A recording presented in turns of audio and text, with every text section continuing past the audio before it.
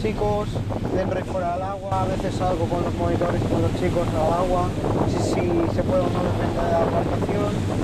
Ayudo a controlar a que no se escapen a la hora de recoger, que algunos son muy pillines. Bien, estoy aquí, también hay otro chico que viene venido, que es Mar, que también está junto a nosotros ayudando de voluntario a los monitores, vigilando también eso, como ha dicho él, que no se escapen los chicos, porque bueno, que de vez en cuando... Sí, que son más o menos responsables, hay algunos que menos que más, pero bueno. Y también vigilamos que no se hagan daño, o controlamos, pues ayudamos a salir con el kayak sobre todo, a veces hacemos juegos, o llegamos o lo que sea. Y básicamente en esto consiste en ser voluntario.